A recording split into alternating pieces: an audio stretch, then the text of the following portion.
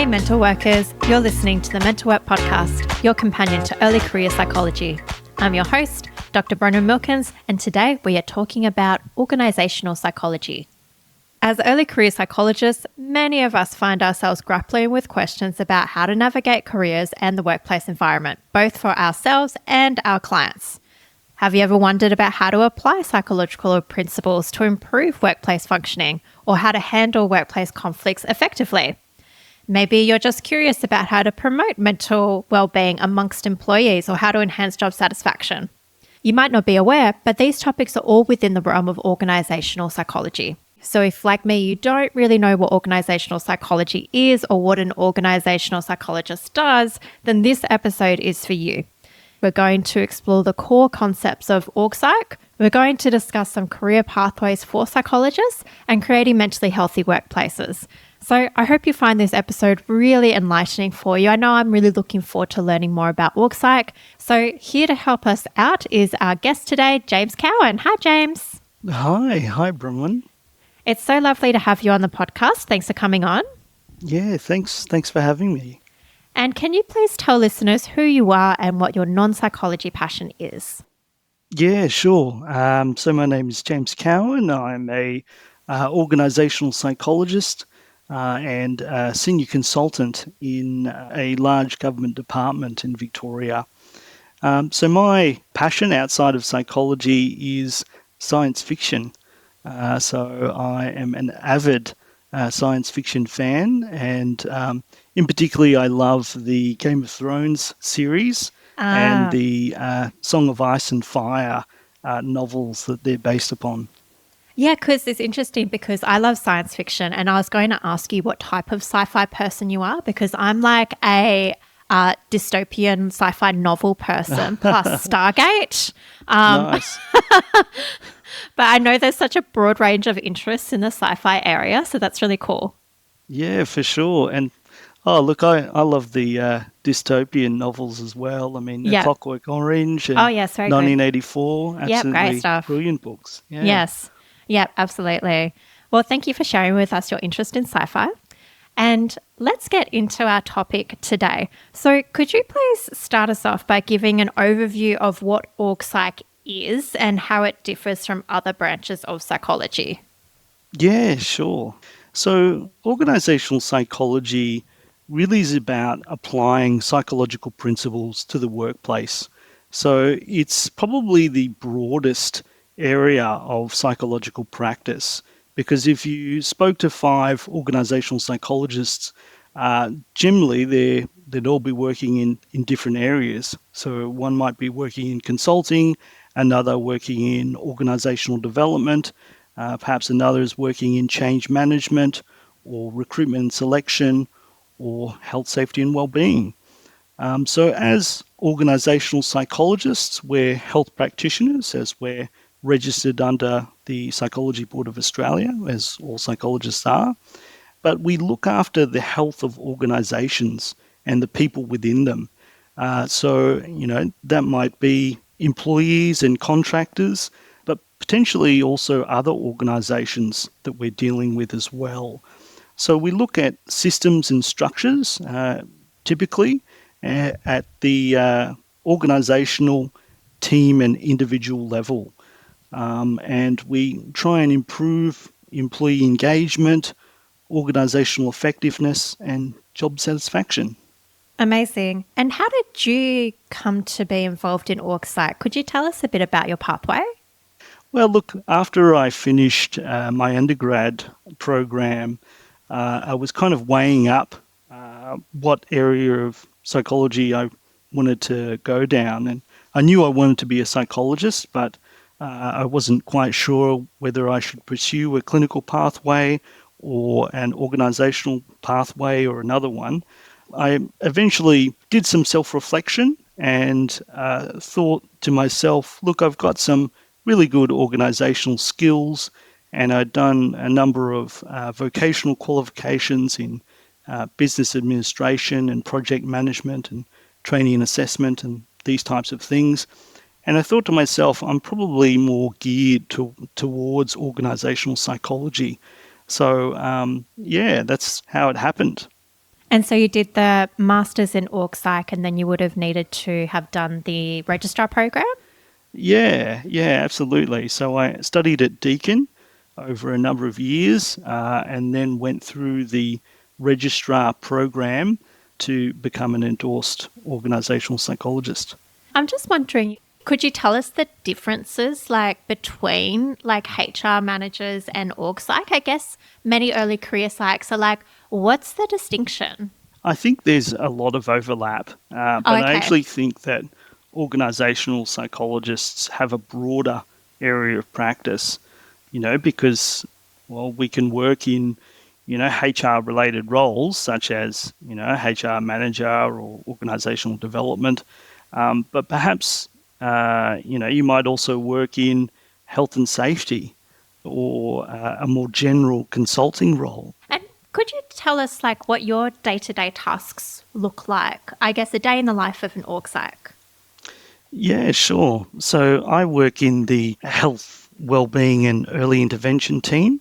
So my role really entails working with different employees to promote health, safety and wellbeing.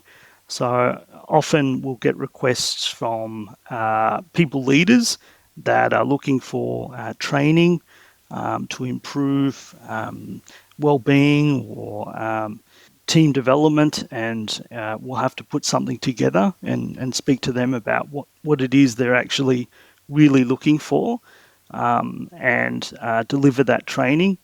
I'm also the peer support coordinator at work, so we do training for our employees to promote the peer support network, which is basically employees that support other employees within the organisation with low-level mental health concerns or issues. That's really cool. Yeah, it is. It is great, and I might also work with employees that have an illness or an injury, and they're experiencing some issues at work, and we want to put some reasonable adjustments in place so that they can work in their roles as effectively as possible. So that's often working with treaters such as GPs and psychologists, and also their manager about what we can do to actually, help them in their role and provide the support that they require. Amazing. And could you tell us, I guess I'm really interested in org psych and what you do, and I'm wondering what would you say are the best parts of your job? I think the diversity. There's a lot of variety within the role. I don't think really there is any day that's quite the same, because the requests can be different and the type of work that I'm doing, can be different. So there is a lot of administration and putting together documents and SharePoint pages and this type of thing. There's a training component. Sometimes there's coaching involved as well. So working with different leaders and managers within the organisation and helping them to support their staff, and also some one-on-one with regard to injury management as well. So it's pretty broad. That's pretty cool. Something I've talked about in previous podcast episodes has been this idea that maybe having diversity in the type of tasks we do could be an effective burnout prevention. And I'm just wondering if you feel like the diversity in your role helps with preventing burnout, or whether it's just stressful.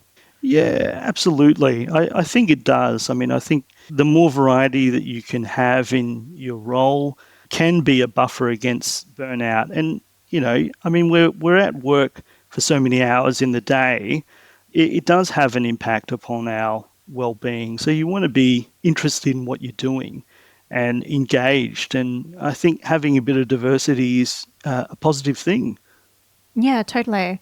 And maybe we could bookend the discussion about org psych with, what are the challenges that you face in your job? I think one of the main challenges in working in organisations is buy-in from senior leaders. You might come up with a new initiative and, perhaps it is evidence-based, but you don't get the support that you require from the senior leadership team. And that can also be a really difficult thing. So I think being able to influence is an important skill for organisational psychologists.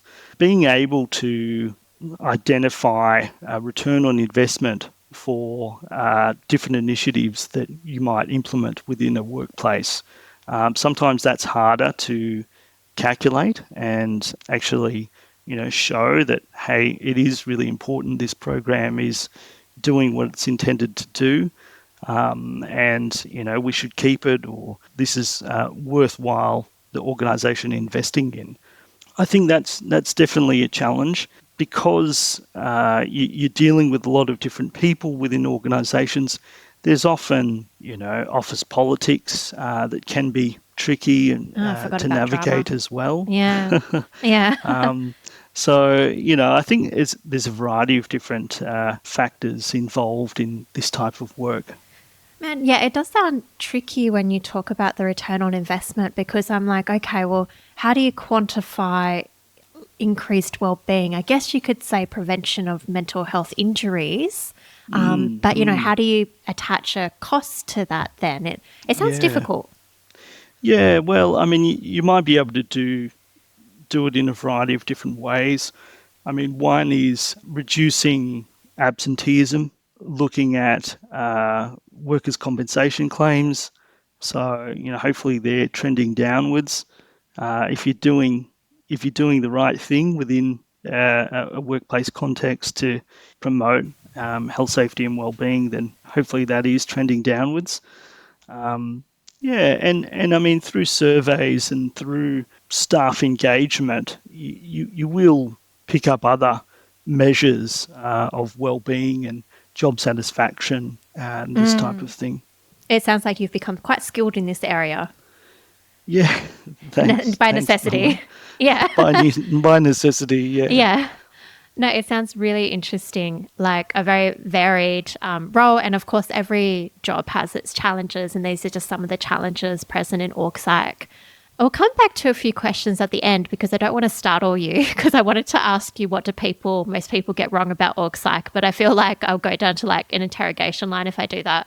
So I'll start asking you about career development. Is that okay? Because I think this is an area of interest and passion for you. Is that right?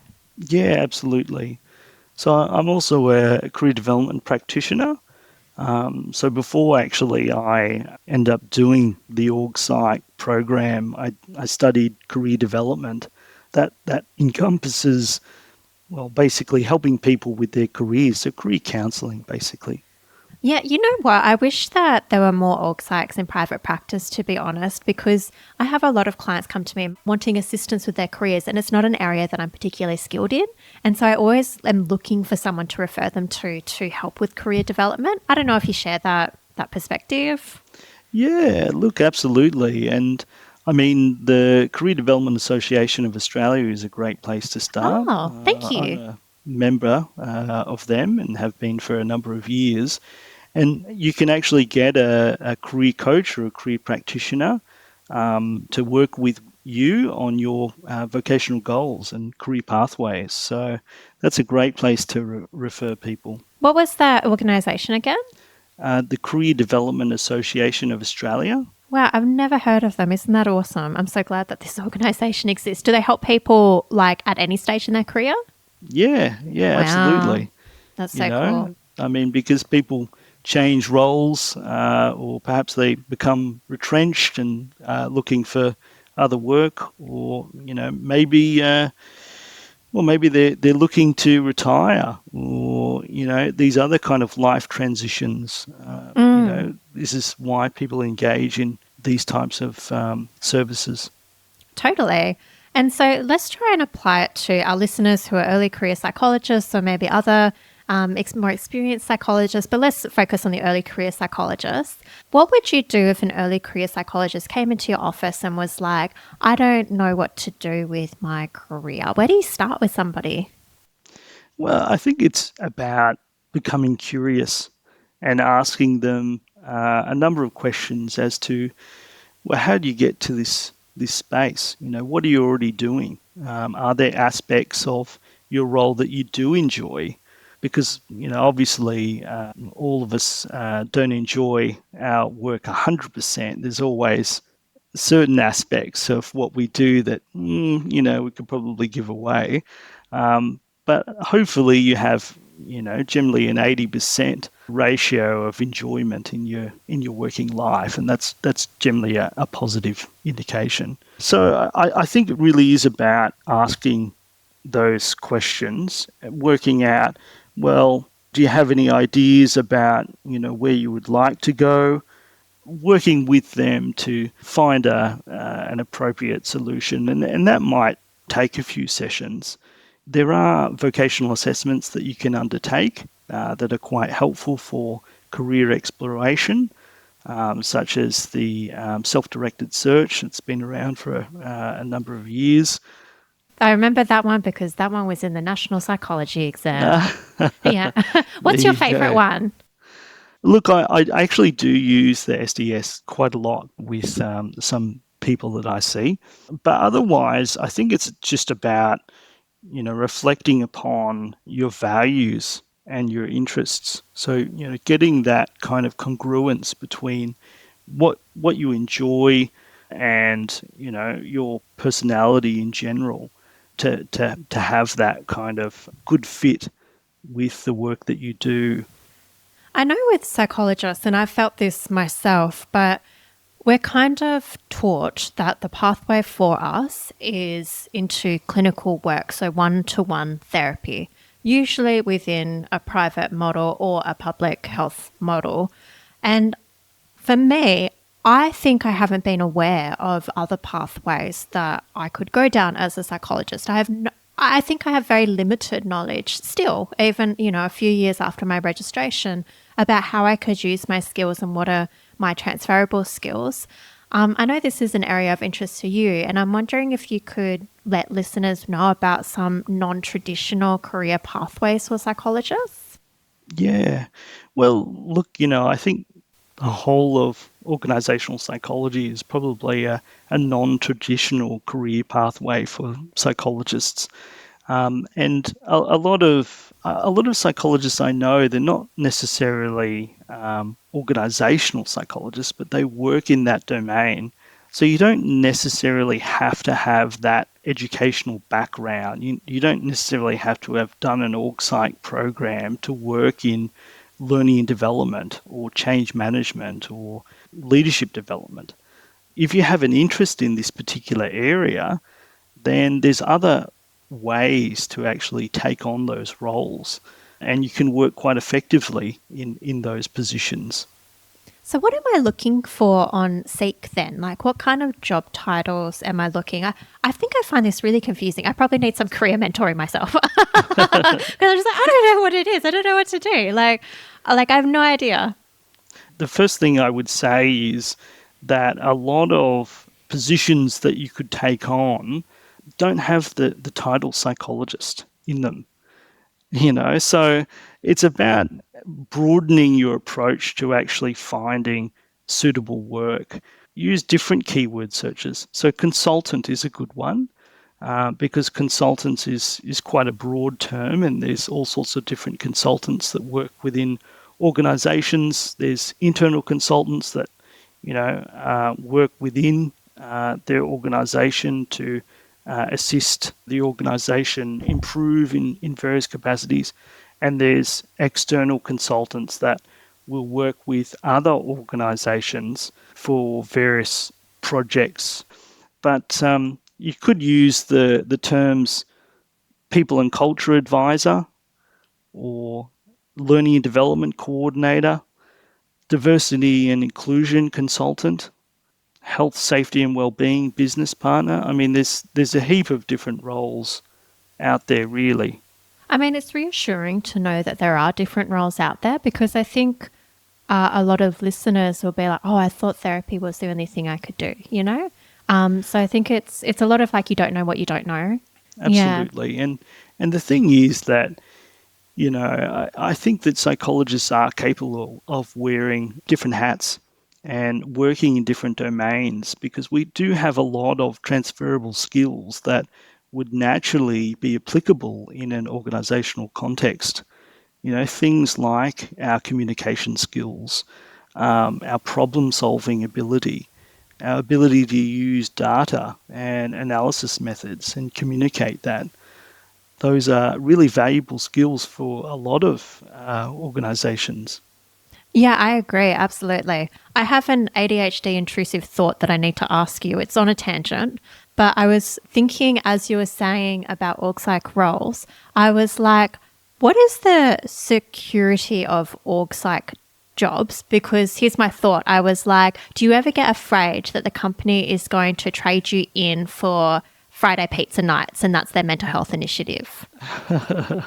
Well, look, I think good workplaces will do a lot more than that and are required to provide a safe and healthy work environment under OH&S legislation or related legislation, depending upon what state that you work in. But there's a lot now about mentally healthy workplaces. There is. And, addressing what's known as psychosocial hazards or factors in the work environment that create stress in our lives. So things like high job demands or Bullying? bullying, yeah, absolutely. Yep. Bullying and harassment, or things like low job control, not actually having enough control in the work that you do, or just insufficient reward and recognition. That can be a psychosocial hazard as well. So these things are definitely important to consider within the workplace context. And good organisations that do look after employees' health and well-being will proactively try and address these through prevention plans and different initiatives to either remove or eliminate or ameliorate these factors. Yeah, and have you seen an increased, or in your opinion, is there an increased demand for org psychs? Because my understanding of this social hazard thing, I'm going to say thing because I'm obviously uninformed, but I think it came into legislation like last year in New South Wales. And could you speak to that? It's definitely an emerging area. And there's definitely a lot more demand. And so I think organisational psychologists are more in demand because we naturally have skills to work well in this type of area to help organisations address these. But it's certainly not something that just because you don't have an org psych background, it doesn't prohibit you from working in this area. I think a lot of psychologists could transition to working in this capacity. And it's quite an interesting area too, because you're really having an impact on a lot of people's working lives. If we can improve that, if we can make that better for people, that can really improve their mental health and well-being. Totally. Like you said earlier, it's like we spend a lot of hours at work generally. So if we can improve people's experience of that, it's natural to think that it would have a flow-on effect to their mental health and well-being. Yeah, absolutely. Yeah. And I guess that's the thing about organisational psychology initiatives. It's that macro view. So you might not necessarily see the results immediately like you would in a clinical setting, perhaps not immediately, but generally you're getting feedback from the client that, okay, their mood is improving. But in the organisational sense, that effect might happen gradually, and it can take quite some time for the results to emerge that, okay, this really has had an impact and has improved, people's job satisfaction. Yeah, and let's talk about that for a moment, because mental health in the workplace is a growing concern amongst organisations. And I mean, I think it has been for a few years, but I feel like it's growing even more. And I'm curious about how organisational psychologists work with organisations to create and maintain mentally healthy workplaces. Yeah, well, I think it's about what we talked about before in terms of trying to address those psychosocial hazards in a systematic way. So developing policies and procedures and prevention plans to deal with these types of things so that they don't become issues down the line. So prevention is always going to be, better than cure. And so it's really about, trying to address these things at a systemic level that then has a flow-on effect to the well-being of employees. Is recruitment and selection an area for org psychs? Because just tacking on to what you said about prevention, if we can prevent, I guess, maybe an employee who might be a bit of a meanie, a bit of a bully, is going to upset the cohesion of the workplace, is selection and recruitment important? Yeah, absolutely. Because you want the best employees within the company that you're working for. And so, you would have a recruitment strategy to try and ensure that you're not hiring the wrong people for particular roles. And certainly at a senior level, senior leaders, your boss has the most impact on your health and well-being and job satisfaction of any factor in the work environment. So this intuitively makes sense. If you have a good relationship with your manager, then generally your working life is pretty good. Yeah. But if you don't, it can really be a difficult thing and, affect your job satisfaction and, your work as well as your home life because you're thinking about work and it's disturbing your sleep and this type of thing. Yeah, and I was thinking back to how you were saying that coaching could be an important part. I'm just imagining a scenario. Tell me if this is not accurate, but potentially there might be a manager whose, say, style of management might be just not meshing well with their employees. Might coaching be something that you work with that manager on? Yeah, absolutely. Absolutely. And I think coaching is a really interesting area because I think you can actually have quite a significant impact upon employees by helping managers manage better.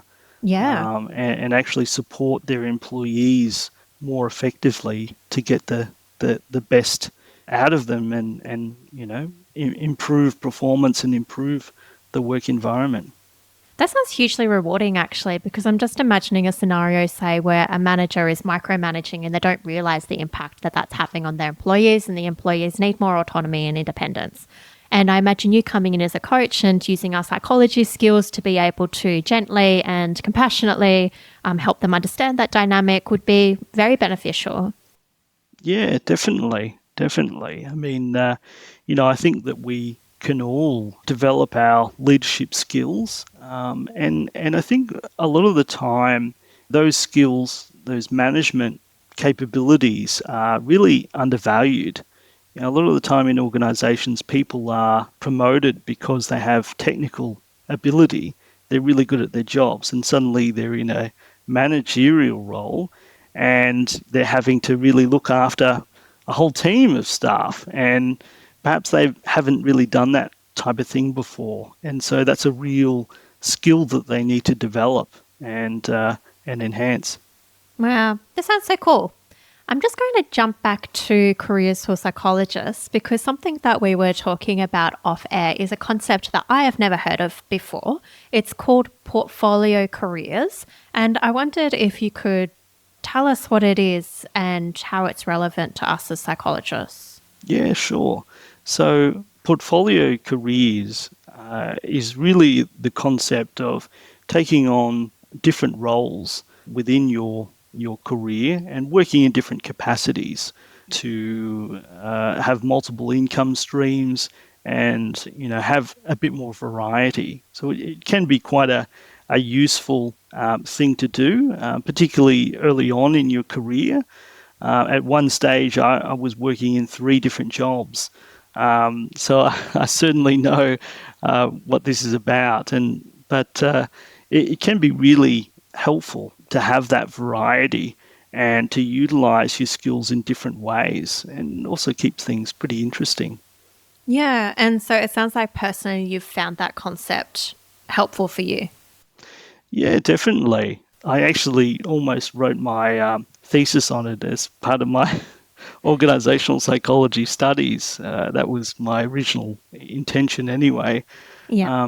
But I think that there is a lot of opportunities for psychologists to work in various different roles, and perhaps you're working in private practice at the moment, and you're feeling that it's quite a lot of work, and you're concerned about your own health and well-being, and maybe it's looking at a possibility of taking on another role within an organizational sense, and working in a different way to actually create that work-life balance. Yeah, because, I was reflecting on something similar to this today because I was thinking about our episode, and it was as I was walking home from work. And I was thinking that, I feel like psychology hasn't kept up with work, and I'll explain this a bit further. But I remember that, a few generations ago, it's like you got one job and you did that for the rest of your life. And then, me growing up, it was like you're going to have 7 or 8 careers in your life, or Yeah. several different jobs. But for psychology, I feel like it's you go into therapy and you stay in therapy and you see how long you can keep at it for 40 years. And I was like, that's like when I look at that, I'm like, that's ridiculous. Like, of course, we're going to have different seasons and different ways to diversify our careers, but it's just so difficult to get guidance in what our different seasons will look like. I don't know if that resonates with you. Yeah, absolutely. I mean, look, I frequently see posts on social media of psychologists burning out, Yeah. and or just saying that I think perhaps clinical practice is not for me. Yeah, I've seen a lot of people wanting to quit lately. Yeah. Yeah, yeah. Yeah. And so, they call out to, well, what else can I do with my skills? And often, a lot of the time, the responses back don't really capture the full variety of different roles and opportunities that there are. I think that definitely the organizational psychology domain is one that psychologists should look into in more detail, because you could work in change management within an organizational sense. Employers are really looking for that, because change management is, quite a difficult process to undertake, and it affects large groups of employees when an organisation is downsizing or transforming in a different way. And I think psychologists would be, naturally good at working with employees and gaining engagement through the change management process, and this sort of thing. There's Mm. lots of different roles that you can take on. In clinical practice, I think one of the difficulties that might make us susceptible to burnout is emotional labour. So we just carry a lot and we hear a lot of difficult things, and our clients may present risks of harm to themselves and possibly to others, and have risk of harm from others. And that's a lot to carry. I'm just wondering if you could speak to the emotional labour that takes place in the org psych world very generally. The emotional labour, I would suspect, is a lot less than what you would be dealing with in clinical practice. But perhaps the cognitive aspect of work is quite high. I mean, you're dealing with lots of different people. Depending upon the work that you do, you're switching between different tasks. I guess you're using your skills in a different way. But that said, a lot of psychologists are smarties who like complexity, so the cognitive load might actually help them to thrive. Yeah, absolutely. Finding work that is suitable for you, that you really enjoy. I mean, naturally, when you enjoy the work that you do, you're going to be better at it. So, I guess it's just about trying out different things, particularly in the earlier stages of your career. Absolutely. Is there anything else that you wanted to say on this concept of portfolio careers and what maybe you would recommend for early career psychologists? I think it's really about looking at different roles that are available, not limiting yourself to the search terms of psychologist or psychology, thinking outside the box a little bit, but also connecting with people in areas that you want to work in. So, I mean, I'm a big fan of LinkedIn. I think that's a really great platform to use. And actually, I mean, you could just message someone that, perhaps you're interested in working in health and safety. Go and message someone working in that field and say, look, I'm really interested in health and safety. How did you get into this position? Or, what would you suggest? And generally everyone will be able to provide you with some good advice on, how to actually make that transition. I wish we could have, how there's like take your kid to work day or something. I wish we could have just like take your fellow psychologist to work day so I could like see what it's like for everybody else in every other role. And then I can bring my lunchbox with me and just watch them while they work. Absolutely. If anybody wants to take me to work, I'm open. Send me an email. I like seeing what other people do. Okay. James, one area that you're also passionate about is building teams. Could you speak to that a little bit? So I think that building effective teams is quite an important skill to have, and looking at team cohesion and performance, organisations are always very interested in this type of thing.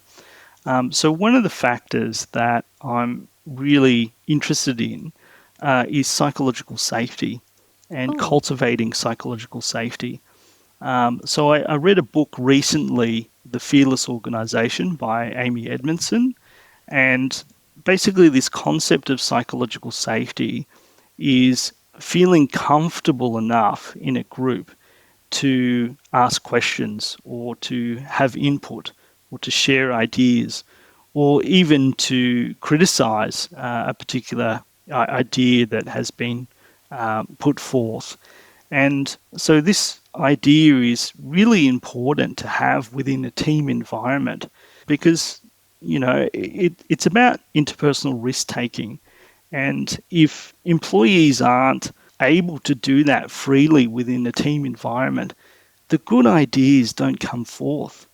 They're unwilling to actually innovate and share possible solutions to problems that do arise.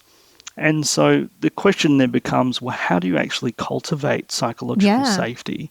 And so this is a real combination of doing different things, but it's really a leadership skill, I believe. So Clive Lloyd talks about this idea of integrity, ability, and benevolence plus trust leads to psychological safety. So as a leader, you have to have integrity. You have to, do what you say you're going to do. You have to have some level of competence and ability to manage employees and be effective in that. But also you have to show benevolence. You have to show empathy and have that emotional intelligence to be able to support employees. And so this is really a process of developing trust. This is generally a gradual process, but if you can cultivate psychological safety within teams, then you're going to have a more effective team and more productive work output. It does sound really important. I couldn't help but think, I was like, I reckon we could do with a bit more psychological safety in the psychology profession. But, that's another discussion for another day. But in the workplace, absolutely. I've been in workplaces where I haven't felt that psychological safety, and you get afraid of the, say, CEO, like pushing back or humiliating you when you bring up things, because it is an interpersonal risk. How do you go about that in organisations? Like, is it coaching or programs or something else? Yeah, I think it's a combination of training and coaching. There's the old adage that trust arrives on foot but leaves on horseback.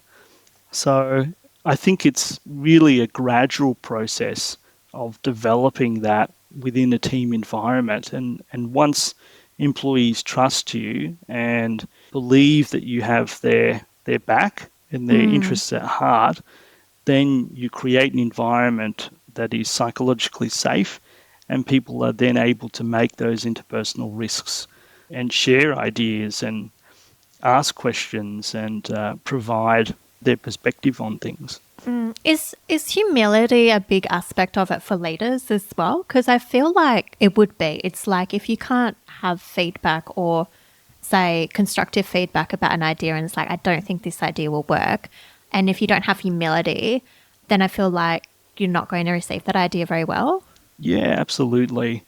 Because I think you have to be flexible as a leader and be able to accept criticism, constructive criticism.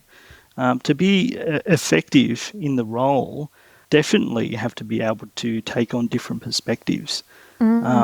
Because people that have a very rigid mindset and perhaps are more hierarchical in an organisation find it more difficult to take on these different perspectives. But the research tells us that diversity and inclusion and being able to share different perspectives and ideas is actually helpful and leads to better outcomes.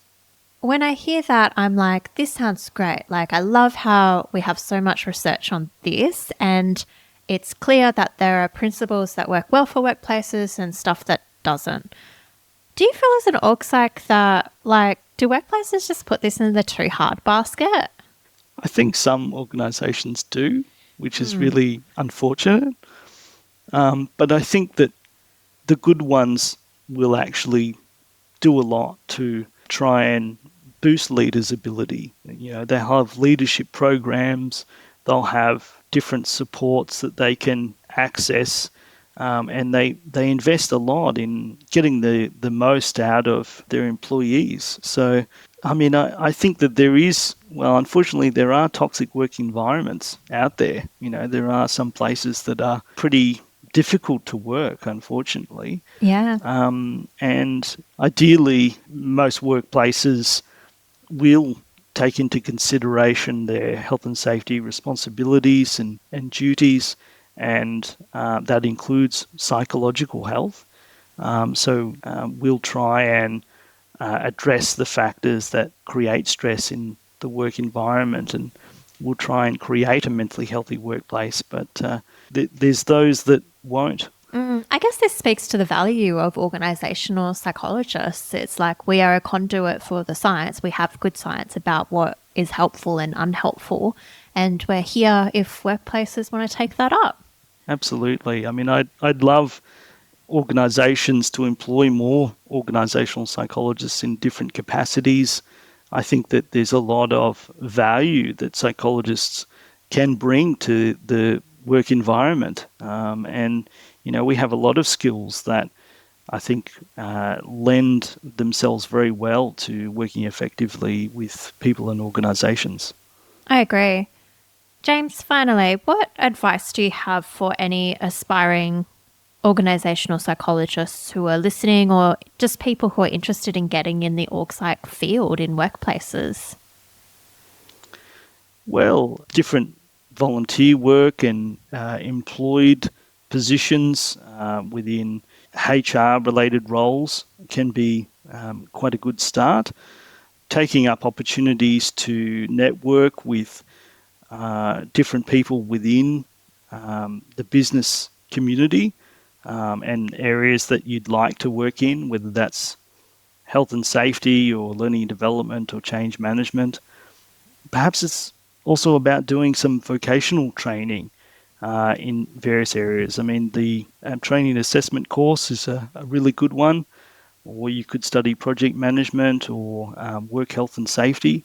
And these are often quite inexpensive or free in some states. So it's a good opportunity to actually develop your skills and helps to improve your employability to work in these other areas. You make a persuasive argument. I'm convinced. That's great. Yeah. What's the biggest takeaway that you hope our listeners will leave with today? I think it's that psychology is much broader than mental health. And, Psychologists wear many different hats, and there's more than one way to be a psychologist. So I guess it's about thinking, what kind of psychologist do you ultimately want to become? That's really reassuring to hear. I think a lot of listeners will benefit from hearing that because, as I said earlier, I feel like it's just one track. It's you are doing therapy, one-to-one therapy. And here's your CBT and go get out there. Go get them, kid. So it's really nice to know that we can actually have some autonomy around how we want to do our careers as psychologists. Yeah, absolutely. There's lots of different pathways out there. Yeah, which I think is fantastic. I love the diversity of psychology. It's wonderful.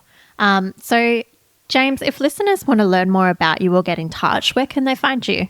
Yeah, look, probably the best way is just to connect with me on LinkedIn. Great. You can send me a message. Yeah, happy to speak to anyone that's interested. Great. And I'll pop that link in the show notes. James, thank you so much for coming on the podcast. It's been a real delight to have you on. Thank you for your time and expertise and insights into the area of org psych. Thanks, Bronwyn. No worries. And listeners, thank you so much for listening. I hope you enjoyed today's episode, and don't forget to subscribe to the podcast. So press follow on your podcast listening app. That way you'll get episodes as soon as they drop and you won't miss a single one. And remember that word of mouth is the best way to get the show into more people's ears. So tell your mate, tell your dog, tell anybody who will listen about the podcast. That's a wrap. Thanks for listening to Mental Work. Have a good one and catch you next time. Bye.